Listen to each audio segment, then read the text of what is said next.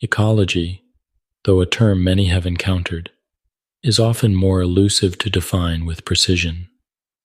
At its core, it is the study of how living organisms interact with one another, as well as with the non-living elements of their surroundings.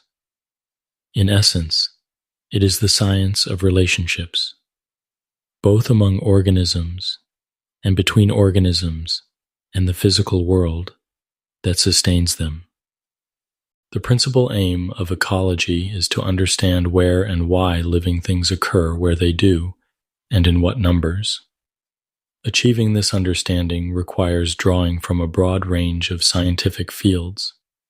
Disciplines such as biochemistry, physiology, and molecular biology all contribute to this pursuit, as do broader studies in evolution, biodiversity, geology, and climatology.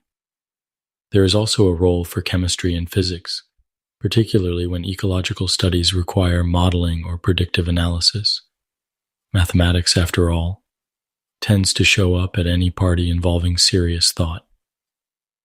Ecologists approach their subject through four main lenses: the organismal, the population, the community, and the ecosystem levels. At the organismal level, the focus is on how individual beings respond to and interact with their immediate environment. Moving up, the population level investigates changes in populations over time. Why, for example, a species may thrive in one decade and decline in the next. The community level examines how multiple species interact, often in complex and unexpected ways. Finally, ecosystem ecology takes the broadest view, considering both living, biotic, and non-living, abiotic components, things like water, soil, and air, as an integrated whole. Beyond the academic intrigue, ecology has practical value.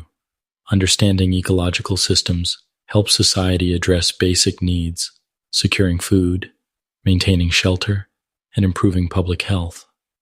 Ecologists do their work in a range of settings, from laboratories to the field, and those fields can be remarkably diverse, from the quiet stream behind a university to the scalding vents on the ocean floor. Applied ecology also plays a role in resource management. Populations such as white-tailed deer may be studied and managed for hunting, while timber stands of aspen are monitored for sustainable paper production. Ecologists take on a variety of roles, including that of educator, teaching across universities, schools, museums, and nature centers. Others serve in advisory capacities, shaping or crafting policy at multiple levels of government. Some do both. Becoming an ecologist typically starts with an undergraduate degree in a natural science, followed by more focused training or an advanced degree, depending on one's specialty. A solid grasp of the physical sciences, mathematics, and statistics is essential, which is unfortunate for anyone hoping to avoid numbers altogether. On a planetary scale, many forces, both living and non-living, shape life as we know it. The biosphere, while vast to any one of us, occupies only the most modest sliver of the known universe. It stretches several kilometers into the sky and reaches into the deepest parts of the oceans. Its contents, communities of life, are molded by climate, geography, and other abiotic factors, which together dictate which organisms will be found where. And so, while ecology may start with questions about beetles and bushes, it ends with insights about life itself. Biogeography is the study of where living things occur across the globe and the non-living, or abiotic, factors that shape those patterns. These abiotic factors, things like temperature and rainfall, vary largely with latitude and elevation. As these environmental conditions shift, so too do the plant and animal communities they support. Imagine setting off on a walk from the equator heading north. Initially, you'd find yourself in tropical wet forests, where broad-leaved evergreen trees dominate. As you move farther from the equator, these give way to seasonally dry forests, where trees become more scattered. The air becomes drier, the temperature begins to shift, and by the time you reach around 30 degrees north latitude, deserts begin to appear, defined primarily by their low rainfall. Keep going north and deserts yield to grasslands, or prairies, and in turn, those are replaced by temperate forests, where the trees shed their leaves each year. Moving farther still, you reach the boreal forests of the subarctic. Finally, at the top of this latitudinal ladder, you find yourself in the Arctic tundra, home to only the hardiest species adapted to the most punishing conditions. This gradual transition mirrors not only the shift in climate, but also the succession of species finely tuned to those changing environments. And yet, similar changes in ecosystem types can be found even without shifting latitude. Just walk up a mountain and you'll encounter a comparable gradient. Interestingly, ecosystems at the same latitude don't always resemble one another. Air and ocean currents, like the jet stream and the Gulf Stream, help explain why. Climate is a global game with many players. Ecologists interested in biogeography examine these patterns of species distribution. No species is truly ubiquitous. Take the Venus flytrap, for instance. It's found naturally only in a limited region of North and South Carolina. Such a species is referred to as endemic, restricted to a particular geographic area. In contrast, generalists like the raccoon range widely, in this case across most of North and Central America. The distribution of species is shaped over long evolutionary timescales, influenced by both biotic interactions and the physical environment. Biogeography has been intertwined with evolutionary theory since the 18th century, as researchers noticed that the most distinct groupings of plants and animals were often found in regions that had been geographically isolated for millions of years. Australia is perhaps the textbook example. It's estimated to harbor between 600,000 and 700,000 species of plants and animals.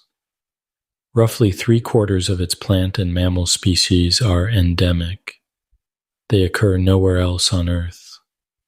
The isolation has been remarkably effective at keeping outsiders out and insiders in. Sometimes, understanding where species aren't found is just as revealing. Hawaii, for example, has no native land reptiles or amphibians, and only one native land mammal, the hoary bat.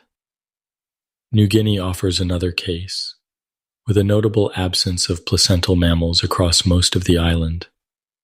Plants follow the same generalist and endemic pattern. Isolated land masses like Australia, Hawaii, and Madagascar often boast a high number of endemic plant species. While biologically fascinating, this also makes them vulnerable. Take the forest gardenia, or Gardenia brighami, which is native only to Hawaii. It's estimated that only 15 to 20 individual trees remain, an unfortunate testament to the fragile beauty of the endemic.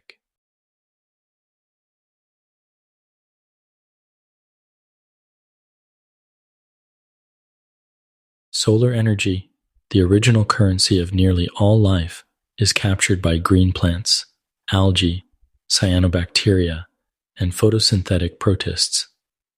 These organisms convert sunlight into chemical energy, which then fuels the biological processes of everything else that breathes, swims, crawls, or grows.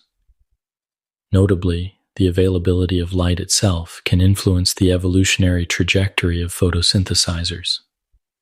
For instance, plants growing beneath the dense canopy of a temperate forest must contend with significant shading. As trees above leaf out fully in the late spring, the understory is plunged into shadow. To survive this annual dimming, understory plants have evolved particular strategies. One notable approach is the rapid life cycle of spring ephemerals, such as the spring beauty. These plants grow quickly and reproduce early in the season, taking full advantage of the brief window of full sunlight before the canopy closes overhead. In aquatic systems, the problem of limited light takes on a different character. Water absorbs sunlight, as do plants, suspended particles, and countless microorganisms drifting through the currents. The deeper one goes into a lake, pond, or ocean, the dimmer it gets, until eventually no light at all can penetrate. In these aphotic zones, photosynthesis becomes impossible. In response, aquatic life has developed various adaptations. Some plants keep their photosynthetic tissues close to the water's surface. A classic example is the water lily, with its broad floating leaves basking in the sun. These plants are, in a very literal sense, dead in the water without sunlight. Elsewhere, in the absolute absence of light, say, at the base of hydrothermal vents, some bacteria have gone a different route altogether, extracting energy from inorganic chemicals. No sunlight required. Evolution in this case was not deterred by the dark. Beyond light, nutrient availability is another critical factor in aquatic energy dynamics. In the open ocean, when organisms die, they often sink to the bottom, carrying their nutrient load with them. Unless something stirs the depths, these nutrients remain sequestered far below the reach of photosynthetic life. Enter ocean upwelling. This process is driven by winds blowing along coastal waters. As surface water is pushed offshore, deeper waters rise to take its place. With this upward flow comes a return of nutrients from long-dead organisms, offering a fresh supply to fuel the next cycle of life. Freshwater systems, though smaller in scale, operate under a similar principle of nutrient recycling, albeit with a seasonal rhythm. In many northern lakes, nutrient redistribution is driven by changes in air temperature and the resulting formation and breakdown of a thermocline, a distinct layer in the water column where temperature differs sharply from surrounding layers. During winter, lake surfaces may freeze over, creating a barrier that blocks oxygen exchange with the air. Beneath the ice, the water remains slightly warmer, with the warmest and densest layer resting at the bottom, around 4 to 5 degrees Celsius. But this deeper layer is also oxygen poor, as decomposition continues to consume what little oxygen remains, and the surface ice prevents new oxygen from entering. Come spring, temperatures rise, the ice melts, and the surface water warms to 4 degrees Celsius, matching the density of the bottom layer. This causes the surface water to sink and displace the deeper, nutrient-laden water, which in turn rises to the top. The result is a thorough mixing of water layers and nutrients, known as spring turnover. Summer then arrives with its characteristic thermal stratification. Warmer water on the surface, cooler layers below. As autumn progresses and temperatures drop, surface waters cool once again to around 4 degrees Celsius, becoming heavy enough to sink and initiate a second mixing, the fall turnover. This seasonal shuffle brings oxygen from the surface to the lake bottom and lifts nutrients back up. But once winter sets in, the surface freezes, isolating the lake once more. Decomposers and bottom-dwelling organisms slowly consume the available oxygen, biding their time until spring returns to stir the waters again.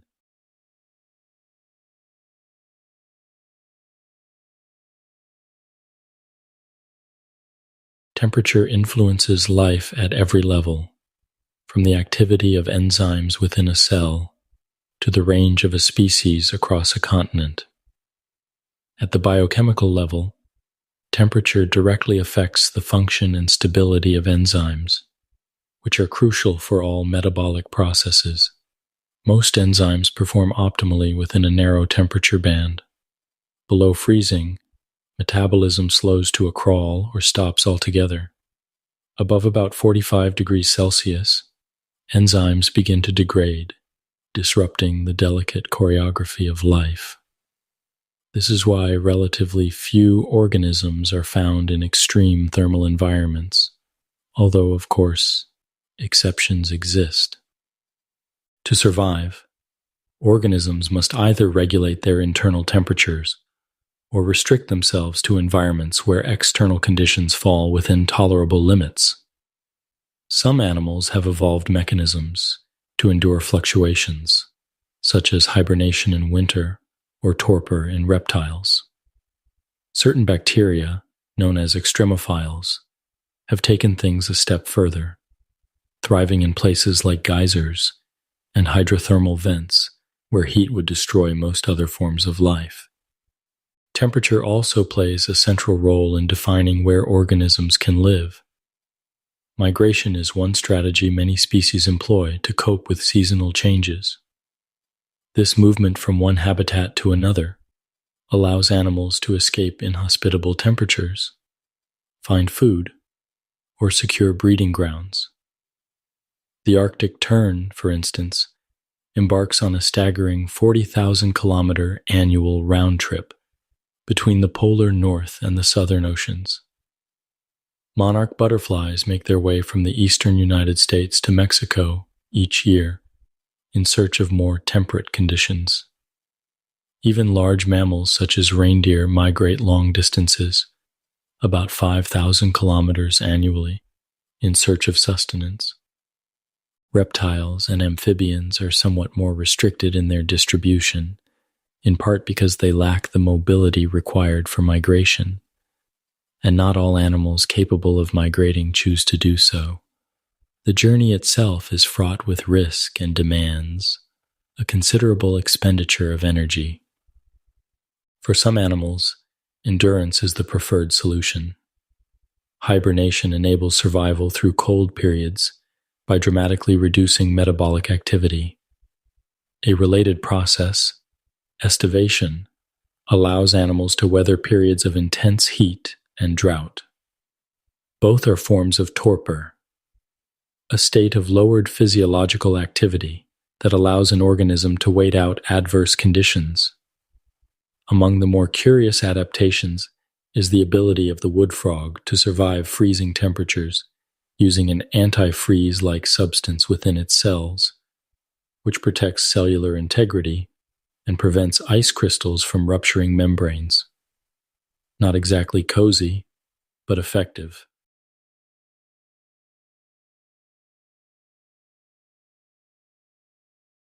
Plant growth and the total production of organic matter depends heavily on two key environmental factors: temperature and moisture. These two variables govern a plant's capacity to perform photosynthesis, which in turn determines how much energy is available for the rest of the ecosystem. The concept of net primary productivity, the amount of carbon fixed through photosynthesis minus the amount lost through respiration, provides a measure of how much organic material remains to be used as food. In terrestrial ecosystems, this is typically gauged by assessing the above-ground biomass per unit area. All the plant mass you can see, though it notably excludes roots and any other hidden growth below the soil line. This leads to a slight understatement of productivity in systems with deep or extensive root networks. The environments that boast the highest levels of biomass are, perhaps unsurprisingly, those that are both warm and wet. These conditions create a kind of botanical ideal. Photosynthesis occurs rapidly, enzymatic reactions hum along efficiently, and stomata, the tiny pores in leaves responsible for gas exchange, can remain open to take in carbon dioxide without excessive water loss. This trifecta ensures maximal biomass production. The lush growth above ground then provides both habitat and nourishment for a wide variety of animal life. On the other end of the spectrum, environments that are dry, cold, or both tend to limit plant growth. With slower photosynthesis and lower energy input, less biomass is produced. This scarcity ripples through the food chain, resulting in sparser and more specialized animal populations. Beyond temperature and moisture, the availability of inorganic nutrients like nitrogen and phosphorus also plays a pivotal role in determining where plants can grow and how robustly. These nutrients are drawn from the soil as water moves through plant roots. Soil characteristics, its particle size, pH, and nutrient content, therefore have a direct influence on plant distribution. Since animals obtain these nutrients secondhand, by consuming plants or other animals, their distributions closely follow the availability of suitable food sources. In some cases, this connection becomes dynamic, with animals actively tracking the movements of their dietary staples as they shift across the landscape.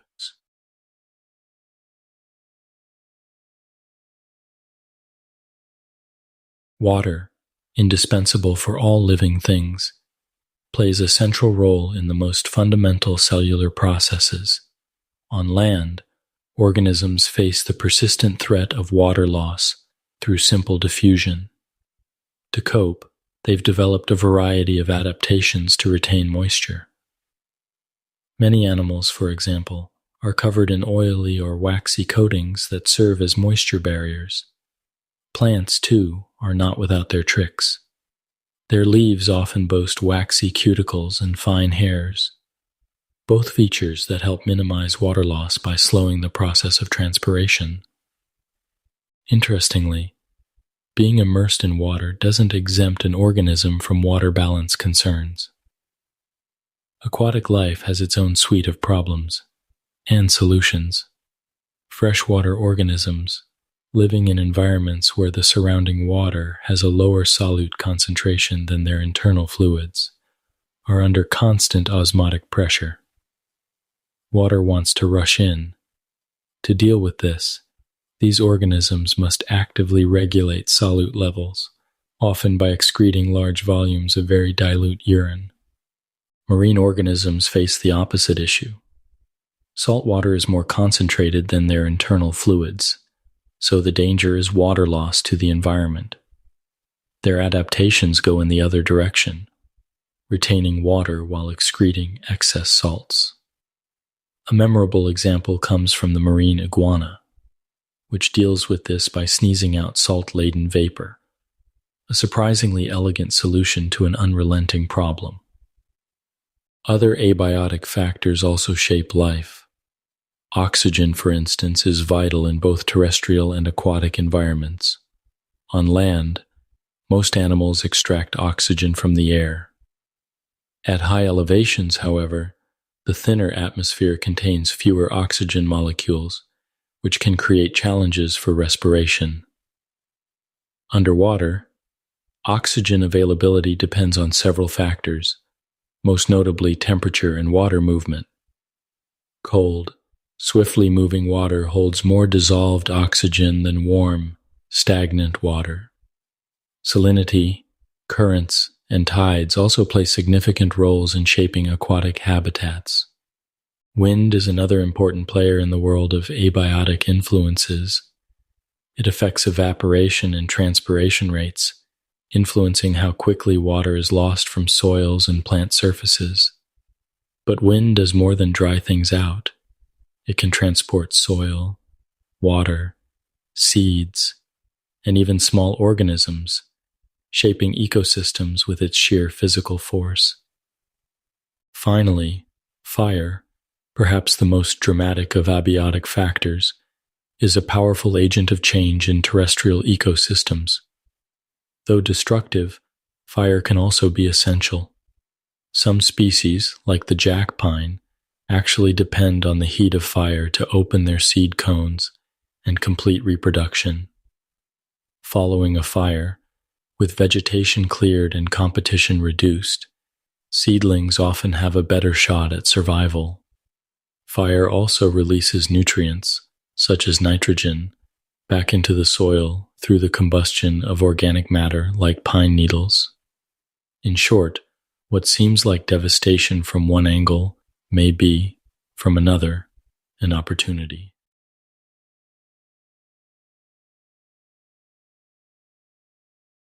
Biomes on Earth are broadly categorized into terrestrial and aquatic groups.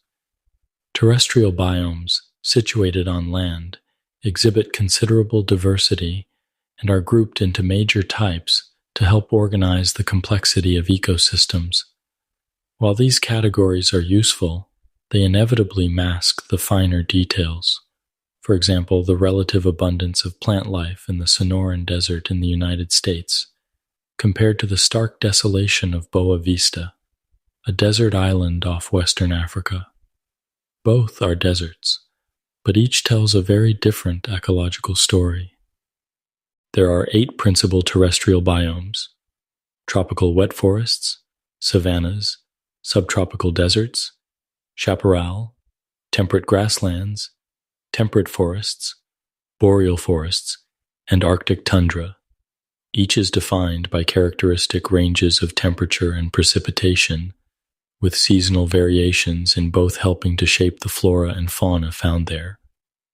While a biome can be associated with specific regions, similar climate conditions can create similar biomes in entirely different geographic locations. Some biomes, like temperate grasslands and temperate forests, experience well-defined seasons with hot summers and cold winters. In contrast, tropical wet forests enjoy warm temperatures and abundant moisture year-round, resulting in high net primary productivity. Other biomes, such as deserts and tundra, are less productive due to harsh temperatures and limited water availability. The identity of each terrestrial biome lies in its distinct combination of temperature range and precipitation pattern. Tropical wet forests, or tropical rainforests, are located near the equator. Their vegetation is dominated by broad-leaved plants that shed foliage not seasonally, but steadily throughout the year. These forests are considered evergreen, not because individual leaves never fall, but because some are always falling and growing back. They operate in a world without seasonal shifts in sunlight or temperature, with temperatures ranging from 20 to 34 degrees Celsius and consistent daylight of 11 to 16 hours, 12 hours per day. These biomes enjoy an uninterrupted growing season. Rainfall is abundant, ranging annually from 125 to 660 centimeters, 50 to 200 inches, though it does fluctuate month to month. Even the driest month in a tropical wet forest typically receives more rain than some entire biomes do in a year. This climatic stability and moisture abundance drive high plant growth, resulting in significant biomass and extraordinary biodiversity. A single hectare of South American tropical forest may contain between 100 and 300 tree species. These forests are also vertically complex. The forest floor is sparsely vegetated and strewn with decomposing plant matter. Above it lies the understory of short, leafy shrubs. Rising beyond that are taller trees forming a closed upper canopy. And still higher, emergent trees pierce through to the open sky. This layered structure provides a wealth of habitats for plants, fungi, animals, and other organisms. Many species spend their entire lives high above the ground, well adapted to an arboreal existence. Epiphytes, plants that grow harmlessly on other plants, are a common sight throughout this biome. Savannas, in contrast, are tropical grasslands with scattered trees. Found in Africa, South America, and northern Australia, they are warm year-round, with average temperatures ranging from 24 to 29 degrees Celsius, 75 to 84 degrees Fahrenheit, and they receive between 10 and 20 inches of rainfall per year, 40 centimeters, 3.9 to 15.7 inches of rain per year.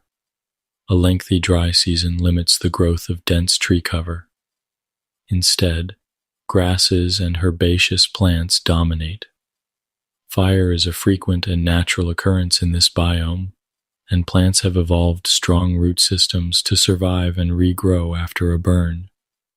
Subtropical deserts lie roughly between 15 degrees and 30 degrees latitude in both hemispheres, centered around the tropics of Cancer and Capricorn. These are extremely dry regions. In some years, evaporation outpaces precipitation entirely. In hot deserts, daytime soil temperatures can exceed 60 degrees Celsius, 140 degrees Fahrenheit, while nights bring freezing conditions.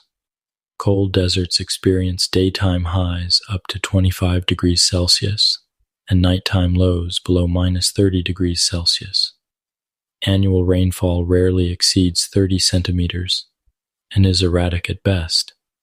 Some areas, like Central Australia and parts of Northern Africa, may see as little as 2 centimeters, 0.8 inches, of rain in an entire year. Desert ecosystems, particularly those that are extremely arid, are shaped by scarce and unpredictable rainfall. In these settings, the vegetation is sparse, and animal diversity is relatively low. Perennial plants, those that live for more than 1 year, are often absent in the driest deserts. Instead, many plant species are annuals, capable of germinating, growing, reproducing, and dying in the brief window of favorable conditions that follows rare rainfalls. Those plants that do persist between rains often do so with an arsenal of adaptations. Deep roots to tap underground moisture, reduced foliage to minimize water loss, and thick, water-storing stems. Seeds may lie dormant for years, awaiting the right conditions. Animal life, similarly, adapts through behaviors such as burrowing and being active mainly at night to avoid daytime heat. The chaparral, or scrub forest, is found in places like California, the Mediterranean basin, and coastal Australia. This biome receives between 65 and 75 centimeters, 25.6 to 29.5 inches, of rain annually, most of which falls in winter. Summers are dry, and many plant species lie dormant during this season. The vegetation is dominated by shrubs, many of which are fire-adapted. Some plants require fire to trigger germination. The ash left behind by fires returns nutrients like nitrogen to the soil, fostering regrowth in the aftermath. Temperate grasslands, called prairies in North America, and steppes in Eurasia, are marked by dramatic seasonal temperature swings, hot summers, and cold winters. These variations define the growing season, with plants emerging in spring, flourishing through summer, and winding down in fall. Winter brings dormancy, as water is locked in ice, and temperatures fall below the threshold for growth. Annual precipitation ranges from 25 to 75 centimeters, 9.8 to 29.5 inches, with trees mostly limited to riverbanks. Grasses dominate the landscape, supported by fertile soils densely packed with roots and rhizomes. These underground structures not only anchor plants, but also replenish soil organic matter as they decay. Fire is a regular disturbance, often started by lightning. In fact, fire suppression can lead to the invasion of shrubs and trees, and so controlled burns are sometimes used to preserve the character of the grassland. Temperate forests, common in parts of North America, Europe, Asia, Chile, and New Zealand, occupy mid-latitude regions and experience temperatures from -30 to 30 degrees Celsius, or -22 to 86 degrees Fahrenheit, with evenly distributed rainfall ranging from 75 to 150 centimeters, 29.5 to 59 inches, annually. These forests have well-defined seasons. Deciduous trees dominate, losing their leaves each fall and entering dormancy through winter. This pattern results in a lower net primary productivity than tropical wet forests, and with fewer tree species overall. The forest canopy provides substantial shade, though not as extensively as in tropical forests, and the trees here are typically shorter. The forest floor is layered with leaf litter, a valuable source of nutrients and habitat. As it decomposes, this litter enriches the soil and supports a range of invertebrates and their predators, such as the red-backed salamander. Boreal forests, or taiga, lie just south of the Arctic and span much of Canada, Alaska, Russia, and northern Europe. These forests endure long, dry winters and short, cool, moist summers. Annual precipitation ranges from 40 to 100 centimeters, 15.7 to 39 inches, mostly as snow. Evaporation is minimal due to persistent cold. The vegetation is dominated by evergreen conifers like pines and spruces, adapted to retain their needle-like leaves year-round. These needles are more energy efficient to maintain than the broad leaves of deciduous trees, allowing conifers to photosynthesize earlier in spring. The soil in boreal forests is typically acidic and nitrogen poor. Because needles decompose slowly, nutrient cycling is sluggish, contributing to low plant diversity and lower net primary productivity compared to more temperate biomes. Still, boreal forests store considerable above-ground biomass due to the longevity of their trees. Structurally, they are simpler than tropical forests, often comprising just a tree layer and a ground layer. North of the boreal forest lies the Arctic tundra, stretching across the upper reaches of the northern hemisphere.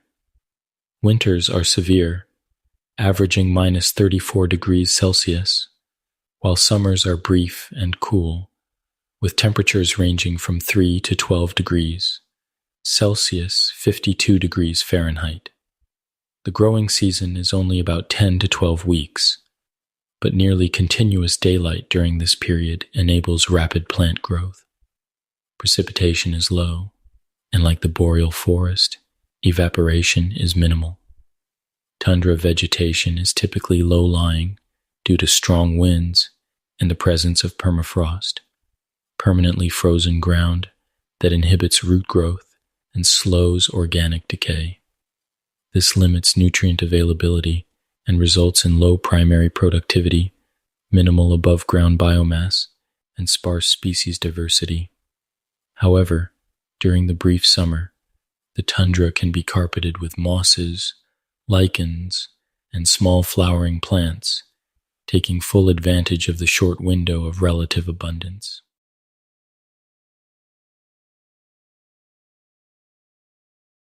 Aquatic biomes, encompassing both saltwater and freshwater ecosystems, operate under a different set of rules than their terrestrial counterparts. While many of the same abiotic factors, light, temperature, nutrients, are relevant, the medium of water brings its own set of complexities. Sunlight, which governs the structure of terrestrial systems such as forests, is equally pivotal in aquatic environments, particularly where water depth becomes a limiting factor for light penetration. Even in the clearest water, light absorption occurs naturally. As one descends into a body of water, there comes a point where sunlight can no longer reach. This is not simply a matter of visibility. It defines the boundary for where photosynthesis, and thus many forms of life, can occur. On land, transient factors like fog or dust might obscure sunlight, but these are temporary. In water, the decline of light with depth is constant and predictable, shaping entire ecosystems. In freshwater systems, stratification, layering based on temperature and density, is one of the most critical abiotic forces. It controls nutrient cycling, influences oxygen distribution, and is closely tied to the energy dynamics of light. Water's thermal properties, its tendency to heat and cool slowly, affect everything from local lake conditions to global climate systems. In marine systems, the influence of large-scale water movements, currents, is pronounced. These currents distribute heat and nutrients across vast distances and play a substantial role in regulating Earth's weather patterns. While freshwater systems have currents of their own, especially in rivers, these large-scale circulations are far less significant in lakes and ponds. The ocean itself is divided into various zones that help describe both depth and proximity to land. The entire open water column is called the pelagic realm, stretching from the surface all the way down. The benthic realm, by contrast, runs along the ocean floor, from shallow coastal areas to the deepest trenches. Within the pelagic zone lies the photic zone, the upper layer, roughly the top 200 meters, about 650 feet, where sunlight can still penetrate. This is the domain of photosynthetic organisms like phytoplankton. Below this lies the aphotic zone, a vast expanse where sunlight fails to reach. The majority of the ocean, in fact, is aphotic, dark, cold, and inhospitable to photosynthesis. At its most extreme, the ocean plunges to the Challenger Deep in the Mariana Trench, the deepest known point in the ocean, reaching a depth of about 11,000 meters, or roughly 6.8 miles. For comparison, the average depth of the ocean is around 4,267 meters, or about 14,000 feet. These zones, photic and aphotic, pelagic and benthic, are not unique to the ocean. They also apply to large freshwater lakes, where depth, light, and temperature similarly define the structure and function of aquatic life.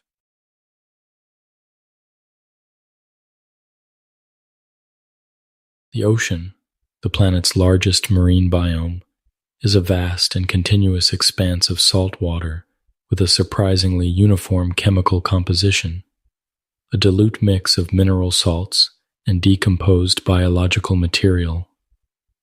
Within this immense body, we find three notable marine subbiomes: coral reefs, estuaries, and the open ocean itself.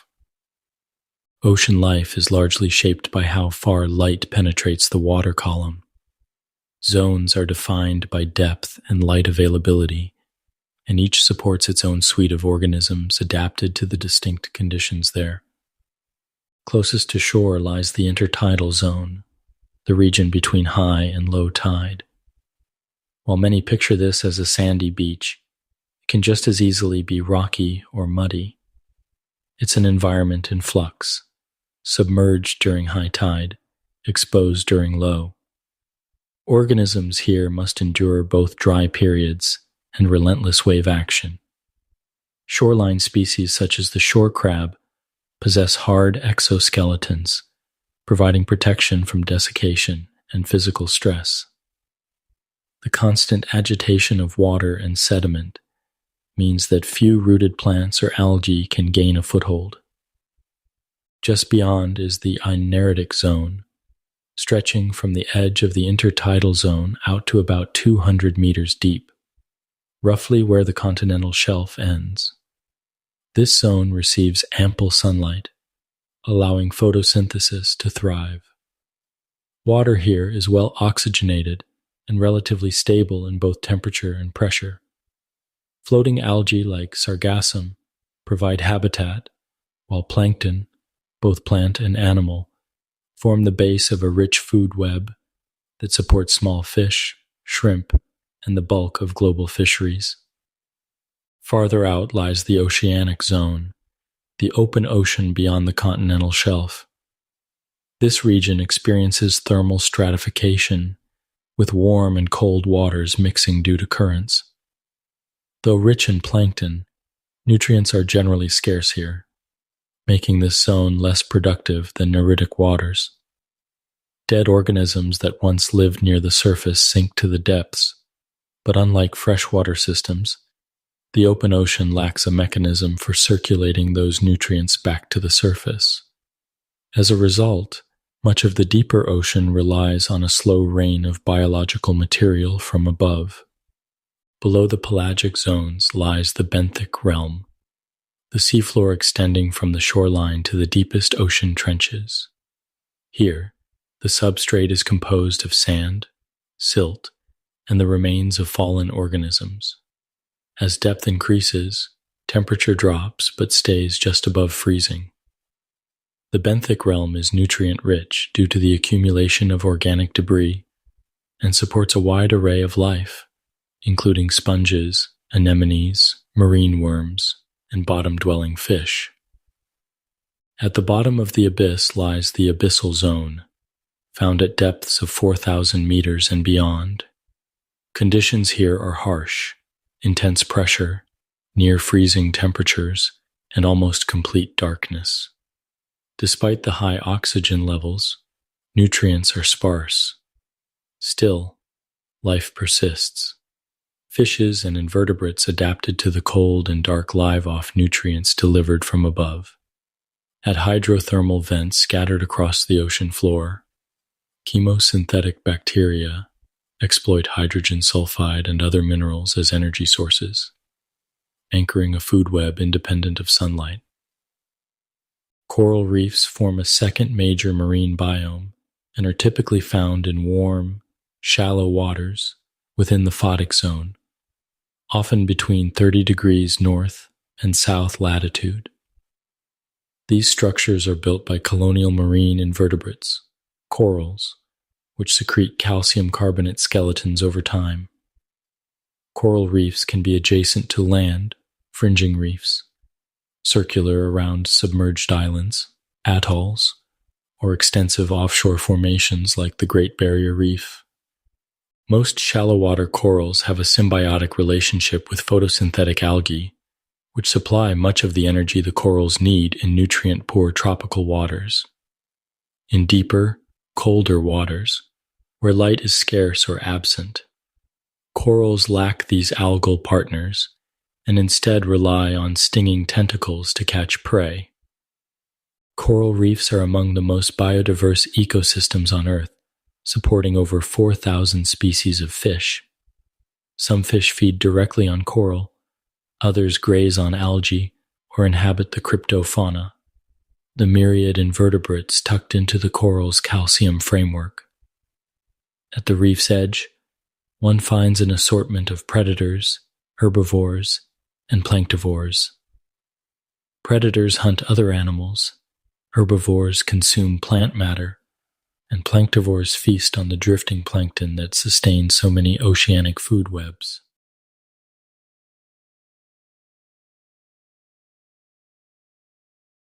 Freshwater biomes encompass lakes and ponds, rivers and streams, and wetlands. These environments provide essential ecosystem services to humans, including drinking water, irrigation, sanitation, and industrial support. Because lakes and ponds are set within terrestrial landscapes, they are shaped by the abiotic and biotic conditions of those surroundings. Lakes and ponds vary greatly in size, from small backyard pools to expansive inland seas. Temperature plays a significant role in structuring life within them. In summer, these bodies of water become thermally stratified. The surface warms under the sun, while deeper layers remain cool, preventing mixing. The photic zone, where sunlight penetrates, is home to phytoplankton, such as algae and cyanobacteria. These organisms carry out photosynthesis and form the foundation of the aquatic food web. Zooplankton, such as rotifers and small crustaceans, feed on phytoplankton, while bacteria break down sinking organic matter in the aphotic depths. Nitrogen and phosphorus are crucial limiting nutrients in these systems. When excess amounts enter the water, typically from agricultural runoff or sewage, they trigger algal blooms. These blooms can block sunlight, effectively turning the entire water column aphotic. When the algae die and decompose, they consume vast quantities of oxygen, creating so-called dead zones, where most aquatic life cannot survive. Such ecological disruptions are common, notably in places like Lake Erie and the Gulf of Mexico. Rivers and streams are defined by constant movement, transporting water from headwaters to lakes or oceans. The source water, the origin point, is typically clear, cold, and low in nutrients. The channel at this point is narrow, and the current fast, which discourages sediment accumulation and phytoplankton growth. Instead, photosynthesis is carried out by algae attached to rocks.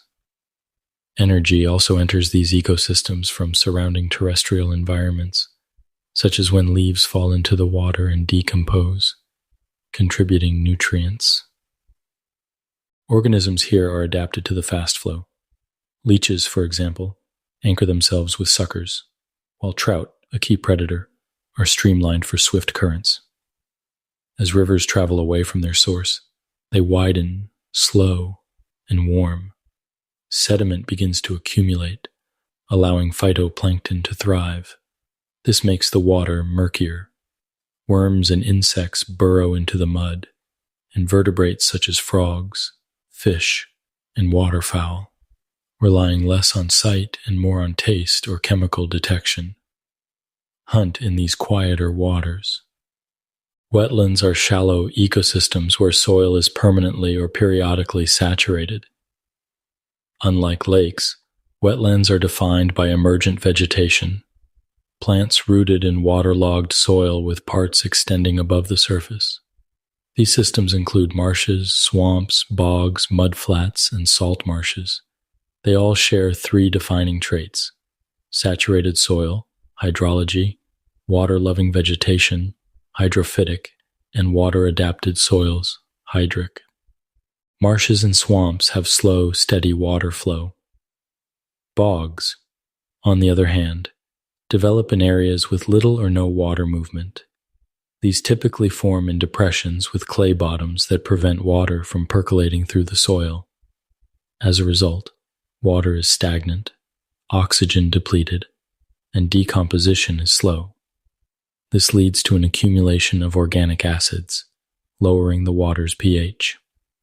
At these lower pH levels, nitrogen becomes unavailable, an essential nutrient for plant growth.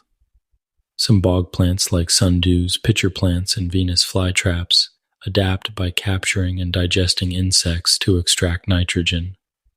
Because of the limited nutrients and oxygen, bogs have low net primary productivity. Estuaries are unique biomes where freshwater rivers meet the ocean, creating brackish environments with fluctuating salinity. These areas serve as vital nurseries for many marine species, offering protection and a rich, though physiologically challenging, environment. The salinity in estuaries shifts frequently with the tides, creating short-term changes that test the adaptability of their inhabitants. Many plants in estuaries are halophytes, salt-tolerant species. Some use root filters to remove salt, while others pump oxygen into their roots. Animal life includes mollusks like mussels and clams, which adapt behaviorally to changing salinity. When exposed to low salinity, they close their shells, cease feeding, and switch to anaerobic respiration. When high tide returns, bringing more oxygen and higher salinity, they open their shells and resume normal functions. It's a delicate, energy-intensive balancing act in a habitat defined by constant change. Imagine spending a quiet afternoon boating down a sunlit river when suddenly you're struck in the head by a 20-pound silver carp. This isn't a hypothetical. In rivers and canals across Illinois and Missouri, the presence of Asian carp has made such incidents possible, if not exactly common, then certainly no longer outlandish. This group of species, which includes the silver, black, grass, and bighead carp, has been a staple of aquaculture in China for over 1,000 years. There, it's a valued food source. In the United States, however, these carp are invasive, disrupting the balance of aquatic communities and threatening native species.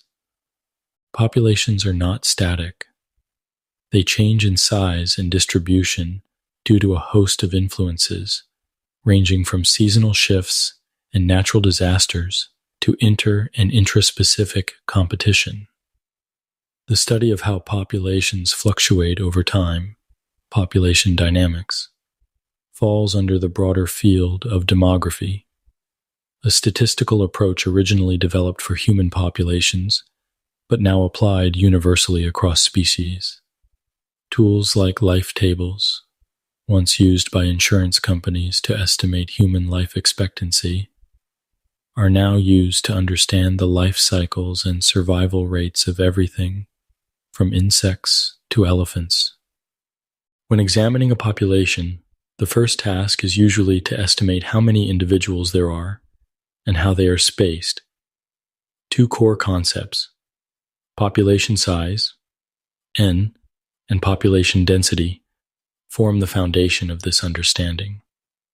Larger populations may benefit from greater genetic diversity, potentially giving them a survival edge. Conversely, in a population with low density, individuals may struggle to find mates, even if total numbers are sufficient. Interestingly, smaller organisms tend to occur at higher densities than larger ones, reflecting differences in resource needs and spatial use. The most accurate population count would be a complete census, counting every individual. This is rarely feasible. Instead, scientists employ sampling methods to estimate population size and density. For immobile or slow-moving species, a method called the quadrat technique is commonly used. A quadrat is a square frame of a known size, laid randomly throughout the study area. Researchers count the organisms inside each square, repeating the process enough times to generate a reliable estimate for the entire habitat. The size and number of quadrats are tailored to the species under study. Small plants like daffodils might require a 1 square meter quadrat, while widely spaced redwoods would demand something much larger. For more mobile creatures, birds, fish, mammals, a different method, mark and recapture, is preferred. A sample of animals is captured, marked in a harmless way, and released. After some time, a second sample is taken, and the ratio of marked to unmarked animals is used to estimate the total population. The idea is simple. If few marked individuals are recaptured, the total population is likely large. If many are recaptured, the population is probably small. This method has limitations. Animals might become trap-shy after their first encounter, avoiding the second round. Others might be unusually attracted to the traps. And of course, some marking methods may inadvertently affect the animal's survival. More advanced methods now supplement or replace older ones. Animals are tagged with radio transmitters for electronic tracking, or population estimates are drawn from commercial harvest data. Each technique provides a different window into population size and health. Beyond numbers, researchers also look at distribution patterns, how individuals are spaced within a habitat.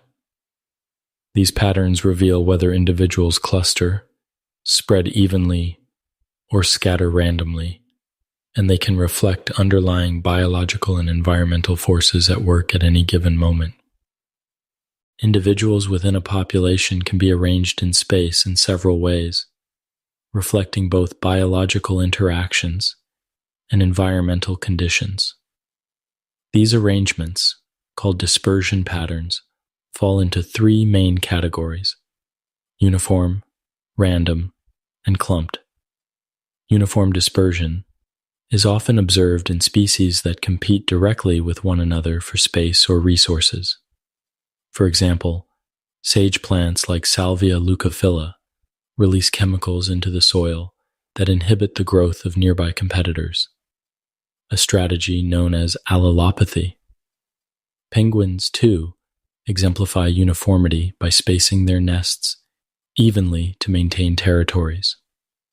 In contrast, random dispersion arises when individuals are spread without a predictable pattern, often influenced by passive dispersal.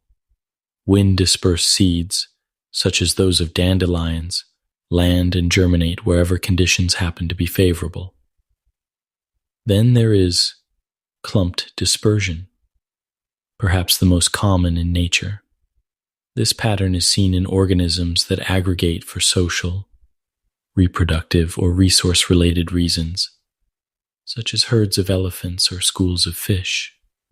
Clumping can also result from environmental patchiness, where resources like food or shelter are unevenly distributed. The way individuals are dispersed offers insight into their behavior and ecology beyond what density alone can reveal. Low-density populations may struggle with reproduction, especially if individuals are solitary and randomly distributed, while clumped distributions can enhance reproductive success simply through proximity. While population size and density describe a population at a single moment, demography studies how populations change over time, focusing on birth rates, death rates, and life expectancy. These demographic traits are influenced by population size, density, distribution, sex ratio, and age structure. For instance, a larger population may have a higher birth rate due to more reproductive individuals, but it may also suffer from higher death rates due to disease, competition, and waste accumulation. A skewed sex ratio, or a population dominated by individuals of reproductive age, can further tilt birth rates. Population growth or decline hinges on the relationship between births and deaths. If they are equal, the population is stable. If births exceed deaths, the population grows. If deaths outpace births, it shrinks. Life expectancy, the average time an individual is expected to live, also shapes population structure and resource use. To study these dynamics, ecologists use life tables, which break populations into age cohorts and provide statistics on mortality and survival. Originally developed for the insurance industry, these tables show how many individuals die at each age interval, the likelihood of death before the next birthday, mortality rate, and expected remaining lifespan. Consider a life table for Dall mountain sheep. The mortality rate spikes early in life and again in old age. If a sheep survives to age 1, it can expect to live another 7.7 years on average. This sort of data helps reveal not just how long individuals live, but when they are most vulnerable. Another essential tool is the survivorship curve, which graphs the number of surviving individuals over time, often drawing from life table data. These curves reveal life history strategies across species. Type Y curves, typical of humans and many primates, show low mortality early in life and increasing mortality with age. These species usually have few offspring and invest heavily in parental care. Type 2 curves, seen in birds and some reptiles, indicate a roughly constant death rate across all ages. These organisms often have moderate reproductive rates and some level of parental investment. Type 3 curves, found in trees, fish, and many invertebrates, display high juvenile mortality. These species produce vast numbers of offspring, few of which survive, and they provide little or no parental care. The strategy relies on numbers. Many will die, but a few will live long enough to reproduce and sustain the population. Together, dispersion patterns, demographic traits, life tables, and survivorship curves offer a comprehensive picture of how populations exist, interact, and evolve in the face of environmental pressures. A species' life history encompasses the full arc of its biological existence, how energy is allocated to growth, maintenance, and reproduction across its lifetime. These life history traits, embedded in the species' genetics, are molded by natural selection and environmental pressures. They ultimately determine how a species invests in its future. Energy, as always, is the limiting factor. All organisms need it, and none have enough to do everything at once. Plants absorb sunlight and convert it into chemical energy, which they must then divide between growing, surviving, and producing seeds. Animals face similar trade-offs, but with the added complication of needing to expend energy in order to acquire food in the first place. For some species, energy is also invested in parental care, sometimes at great personal cost. Every organism must therefore manage its energy budget, balancing metabolic needs, reproduction, survival strategies, and occasionally energy storage for future use, as in bears storing fat for hibernation. One key life history trait is fecundity, the potential reproductive capacity of an individual.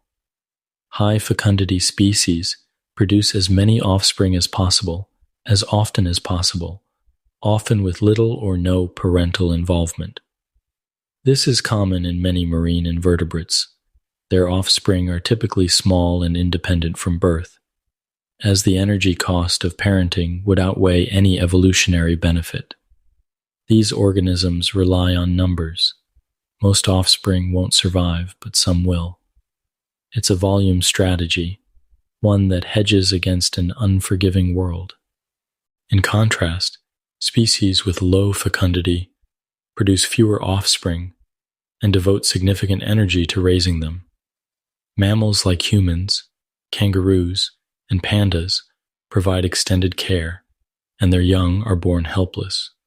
In these cases, the investment per offspring is substantial, and survival is more heavily influenced by parental protection and guidance. Plants, too, reveal this trade-off. Low fecundity plants, like coconuts or chestnuts, produce fewer but energy-rich seeds with high chances of germination.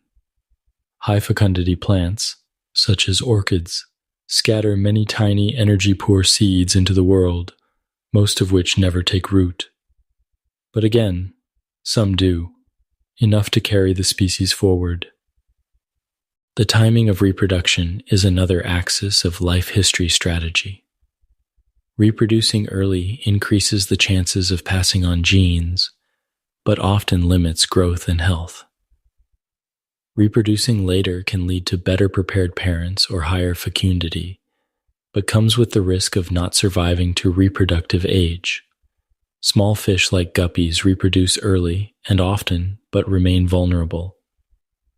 Larger fish, like sharks or bluegills, grow stronger first. Gambling longevity against reproductive opportunity. Each strategy reflects a careful evolutionary calculus tailored to environmental pressures and survival odds. These reproductive strategies can be broadly grouped. Semelparity is the all-in approach. Organisms reproduce once and then die. Bamboo flowers a single time. The Chinook salmon migrates back to its birthplace, expends its remaining energy to spawn, and promptly dies, perhaps due to hormonal self-destruction, perhaps from sheer exhaustion. In either case, the sacrifice may serve an evolutionary function, such as providing nutrients for the next generation. Iteroparity describes species that reproduce multiple times over their lifespan. Some, like the pronghorn antelope, reproduce only during specific seasons when hormonal changes prepare the body for mating. Others, such as humans and chimpanzees, can reproduce year-round, though actual conception is only possible during brief windows of ovulation. In both cases, the strategy is not about a single gamble, but a series of chances, playing the long game in evolutionary terms. Whether a species chooses to burn bright and die, or pace itself for the long haul, life history reflects the hard choices built into biology. Each organism is shaped by the invisible arithmetic of energy, time, and survival. In nature, populations do not exist in isolation. Virtually all species share their habitat with others, and the interactions among these populations are fundamental to the structure and function of their environment. When multiple populations coexist in a given space and time, they form what is known as a community. This ecological community includes all populations present within a specific area, interacting in ways that influence their distribution, abundance, and evolutionary trajectories. The composition of a community is often described by its species diversity, a measure that takes into account both the number of species present and their relative abundance. Some environments, such as the glaciers of Antarctica, are home to only a few hardy species, yet even here, life persists in surprising forms.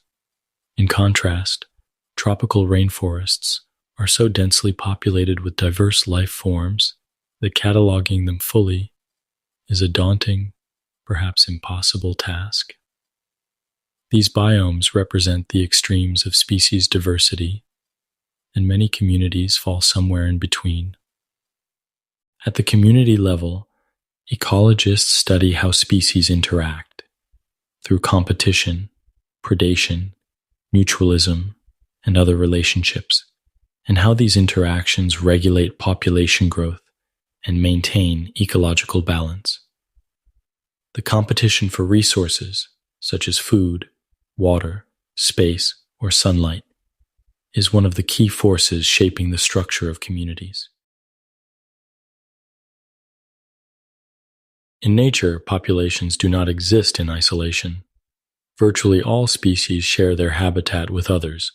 Predation, the pursuit and capture of one organism by another, is one of the most familiar forms of species interaction. It's also a dynamic relationship that influences population sizes in both predator and prey species over time. A textbook example of this relationship is found in the cycles of the lynx and the snowshoe hare, documented over nearly 2 centuries through trapping records in North American forests. The populations of both species rise and fall in roughly 10-year cycles, with lynx numbers lagging a year or two behind those of the hares. As hare numbers increase, lynx have ample food, and their population also grows. However, once lynx become too numerous, they reduce the hare population significantly. This scarcity of prey then causes the lynx population to decline, which in turn allows hare numbers to recover. restarting the cycle. Originally, this predator-prey dynamic was thought to be a self-contained feedback loop, driven by predation alone. More recent research, however, suggests a more complex picture. Factors such as density-dependent stress among hares may contribute to their own population decline. In high densities, maternal stress may reduce fecundity, initiating a population drop independently of lynx predation. Thus, while predation plays a key role, other internal pressures also help shape the cycle. Herbivory, the consumption of plants by animals, is another interspecies interaction that significantly shapes populations. Unlike animals, plants can't run or hide, so they've evolved other means of defense. Some plants deter herbivores through mutualistic relationships, such as using animals to disperse seeds, while others rely on more direct strategies. Defensive mechanisms in both plants and animals fall into four broad categories: mechanical, chemical, physical, and behavioral. Mechanical defenses include thorns, spines, and hard shells, structures that make the organism physically unpalatable or difficult to consume. Chemical defenses can be more insidious. Toxic compounds like those in the foxglove plant can make ingestion deadly. These defenses are common in both plants and animals and can have serious effects on predators. Then there are strategies built around visibility, or in some cases, the lack of it. Camouflage helps organisms avoid detection by blending into their surroundings. Insects like the tropical walking stick resemble twigs so closely that they're nearly invisible when still. Chameleons, with their ability to change color, add a dynamic element to camouflage. At the opposite end of the visibility spectrum is aposematic coloration, the use of bright colors to warn predators of toxicity or danger. The fire-bellied toad, cinnabar moth caterpillar, and various beetles use this strategy effectively. Once a predator samples one of these unpleasant organisms, it learns not to repeat the mistake. Over time, such signals become deeply ingrained in predator behavior, but evolution rarely stops at a single defense. In Batesian mimicry, harmless species adopt the warning coloration of dangerous ones. Many insects, for example, mimic bees or wasps, deterring predators despite lacking a sting or venom. The effectiveness of this mimicry depends on predators having already learned to avoid the real thing. Mullerian mimicry takes this a step further. Here, multiple harmful species evolve to share the same warning coloration, reinforcing the message: don't eat anything that looks like this. The result is a stronger deterrent, as each predator's bad experience reinforces the avoidance of all species within the mimicry ring. One of the more unusual forms of mimicry is Emsleian or Mertensian mimicry. In this case, a deadly species mimics a less harmful one. This may seem counterintuitive, but the logic lies in the predator's ability to learn. If the first encounter with a particular coloration ends in death, no learning occurs. However, if the encounter is unpleasant but non-lethal, say with a mildly venomous species, then the predator is trained to avoid that pattern in the future. A truly dangerous species adopting this pattern can thus benefit from the established aversion. The coral snake and milk snake are often cited in this context, though the model remains somewhat speculative due to the complexity of the interactions involved. In all of these cases, whether through direct confrontation, deceptive appearance, or evolutionary alliances, species interactions like predation and herbivory are not static. They are constantly evolving, driving adaptations on both sides of the equation in an ongoing biological arms race. In any habitat, resources such as food, water, light, and space are finite. When multiple species rely on the same limited resources, competition inevitably arises. Each species occupies an ecological niche, its unique role in the environment, encompassing how it obtains resources, how it survives, and how it interacts with other species.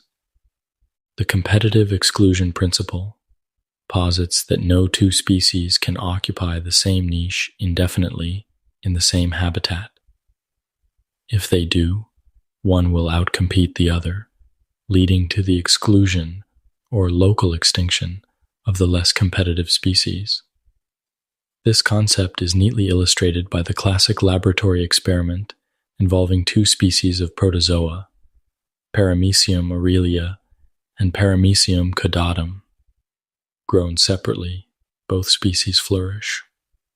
Grown together in the same environment, P. aurelia consistently outcompetes P. caudatum for food, resulting in the latter's decline and eventual extinction from the shared habitat.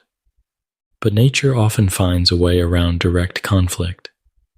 When species evolve to minimize competition by using different resources or operating under different conditions, the outcome is resource partitioning.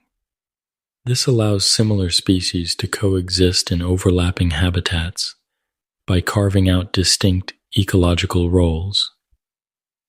A vivid example of resource partitioning can be seen in the anole lizards of Puerto Rico. Though they may look similar at a glance, these lizards have adapted to occupy distinct microhabitats. Some prefer the ground, others live high in the tree canopy. They differ in their use of vegetation type, sunlight exposure, and humidity levels. Each species has carved out its own niche, minimizing direct competition and allowing for the coexistence of multiple anole species in the same general area. In this way, competition does not always lead to exclusion. Through evolutionary change, it can instead promote diversity, driving species to refine their roles in the complex and interwoven fabric of ecological communities.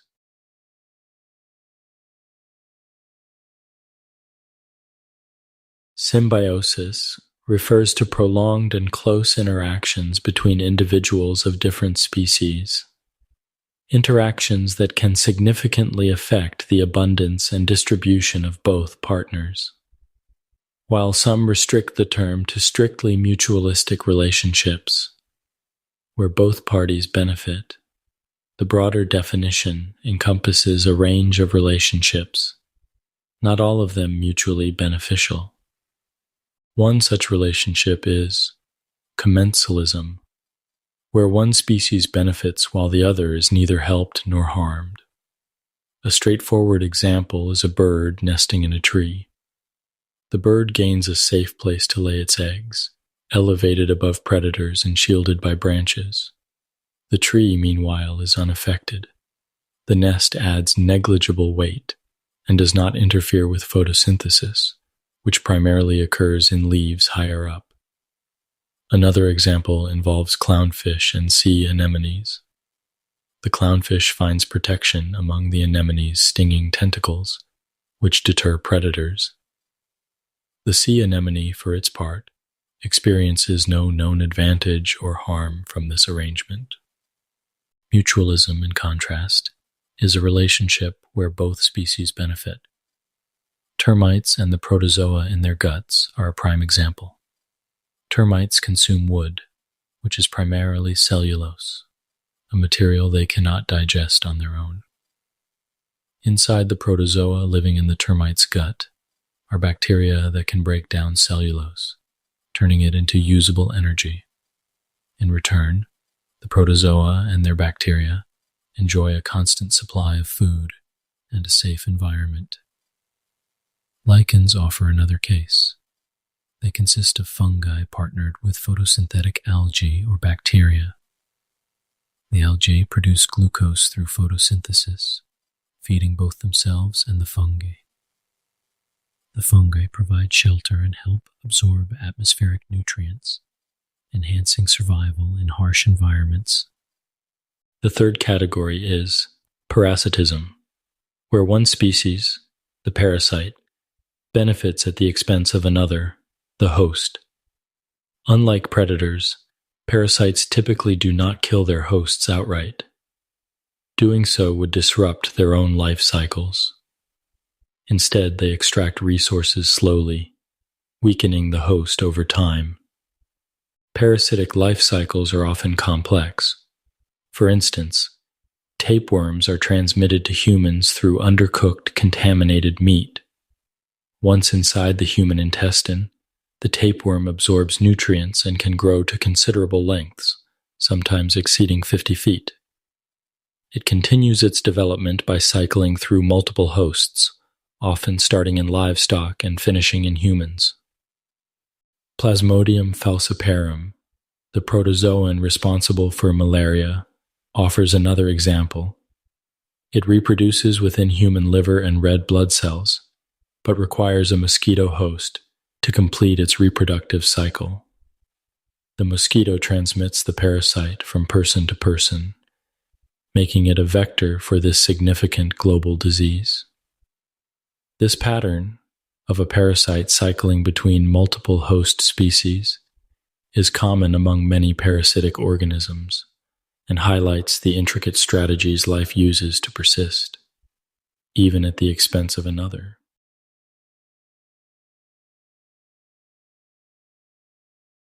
Ecological communities are intricate systems defined by both structure, the types and numbers of species present, and dynamics, the way these communities change over time. Understanding both aspects is essential for managing ecosystems effectively and sustainably. At the base of many communities are foundation species, organisms that have a disproportionate influence on the community's structure, often by shaping the physical environment. These species are frequently primary producers. Kelp, for example, is a type of brown algae that supports entire underwater forests off the California coast. By forming dense canopies, kelp alters light levels, water flow, and available space, thereby enabling a wide variety of other organisms to flourish. Corals offer another example.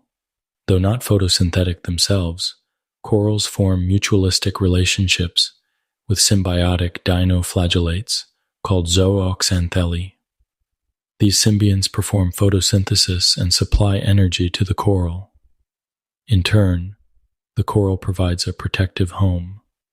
The calcium carbonate skeletons of both living and dead coral make up the bulk of reef structures, which act as a buffer against ocean currents and provide habitat for an astonishing range of marine life. Biodiversity is a measure of the complexity of a community. It encompasses two main components: species richness, the number of species present, and species evenness, how evenly individuals are distributed among those species. Richness tends to increase in tropical regions near the equator, where temperatures are warm, rainfall is abundant, and seasonal variation is minimal. In contrast, polar regions have lower species richness due to colder, harsher conditions and a shorter history of post-glacial colonization. Additional factors such as habitat predictability, productivity, and even geography influence species richness. The field of island biogeography, for instance, examines how isolated ecosystems like island chains, such as the Galapagos, develop unique patterns of richness based on factors like island size and distance from the mainland. Beyond abundance, the role a species plays in its ecosystem can be crucial. Keystone species have a disproportionately large impact on community structure relative to their abundance. Consider the sea star, Pisaster ochrysius, of the Pacific Northwest. When removed from intertidal ecosystems, mussel populations, normally kept in check by the sea star, grow unchecked, crowding out other species and reducing overall biodiversity. In tropical stream ecosystems, the banded tetra is another example. This fish provides nearly all of the phosphorus needed by the community. If it were to vanish, the nutrient dynamics of the entire stream would shift dramatically. Then there are invasive species, organisms introduced, often by human activity, into ecosystems where they are not native. These species can disrupt established ecological balances, outcompete native organisms, and reduce biodiversity.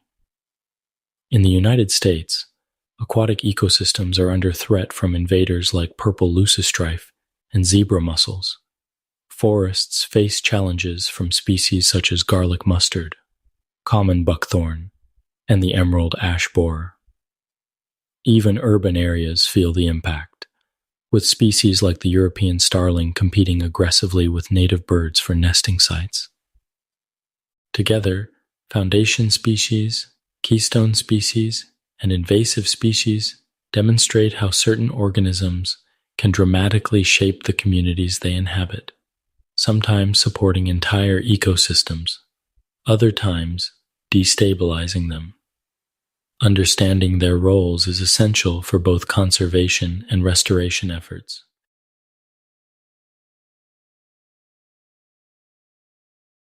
Communities are not static. They change over time, sometimes gradually, sometimes dramatically. These changes, referred to as community dynamics, can arise from environmental disturbances or from the natural progression of biological processes. While some communities maintain a relatively stable structure, or equilibrium, others may be reshaped, temporarily or permanently, by forces such as volcanic eruptions, earthquakes, storms, fires, or shifts in climate.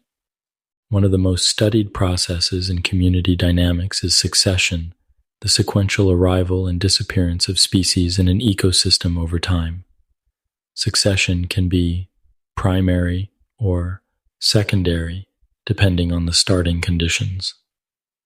Primary succession begins in places where no life previously existed, such as newly formed volcanic islands or exposed rock surfaces. A vivid example comes from the Big Island of Hawaii, where lava flows create new land at a rate of about 32 acres per year. These barren surfaces, initially inhospitable, are slowly colonized by pioneer species, plants and lichens that can tolerate harsh, low-nutrient conditions.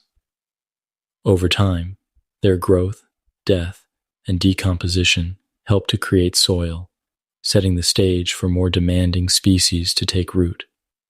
Gradually, the biological community evolves, layer by layer, until a new equilibrium state is reached, one that looks very different from the austere beginnings. Secondary succession occurs in areas where a community has been disturbed but not obliterated. A classic case is the regeneration of oak and hickory forests following a wildfire. Fire may decimate above-ground life and kill animals unable to escape, but the ash left behind returns nutrients to the soil. The tall canopy trees that once dominated are gone, their reign broken. In their place, annual plants make the first comeback, followed by fast-growing grasses and other pioneer species.